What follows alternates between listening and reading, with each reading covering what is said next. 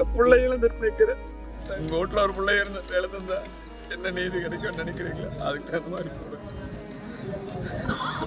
என் பிள்ளை இழந்துட்டேன். இனி இருக்கிற பிள்ளைகளுக்கு தப்பாக்கள் ஒரு நீதி வேணும்.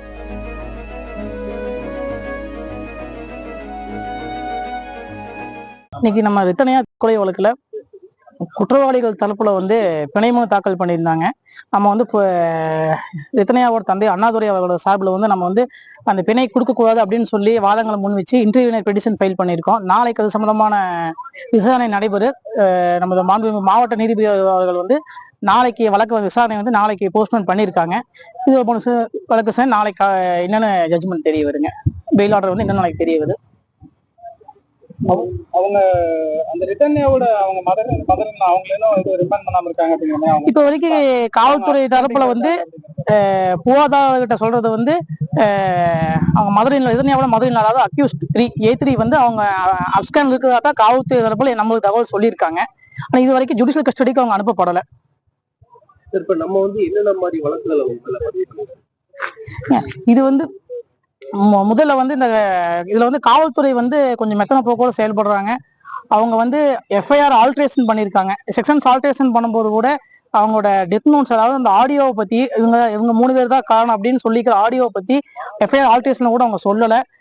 முறையான விசாரணை நடைபெறாமல் இருக்கு. இது தொடர்பாக நம்ம புலன் விசாரணை இன்வெஸ்டிகேஷன் ஏஜென்சி மாத்திரக்கான நடவடிக்கைகளை நம்ம ஈடுபடப்படுற புகாதார தரப்புல அது தொடர்பாக நீதிமன்றத்தை நாடகம் இருக்கும். மாவட்ட காவல் கண்காணிப்பாளரையும் சந்திச்சு மனு கொடுக்க முயற்சி பண்ணியிருக்கேங்க. 3 பேருக்கு ஜாமீன் திரும்பியும் அதாவது ஒரு 4-5 நாட்கள்லயே இது அவங்க ஜாமீன் மனு தாக்கல் பண்ணியிருக்காங்க பிணை கோரி. நம்ம பிணை கொடுக்க கூடாது அப்படின்னு இன்டர்வியூனர் பெட்டிஷன் ஃபைல் பண்ணியிருக்கோம். இது தொடர்பாக நம்ம நீதிபதி தான் நாளைக்கு இருபக்கம் விசாரிச்சு முடிவு செய்வாங்க. அது தொடர்பா இது போலீஸ்ல முறையா விசாரிக்கல அப்படின்ற மாதிரி மாற்றுவதற்கான அது தொடர்பா புகார் உயர் நீதிமன்றத்தை நாடகம் இருக்காரு.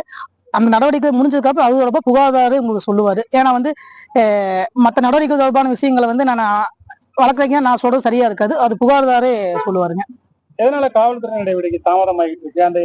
அதாவது ஆடியோக்கள் சமூக வலைதளம் நல்லா பரவலா அது ஒரு பெரிய அதிர்வலையே ஏற்படுச்சு தமிழ்நாட்டுல.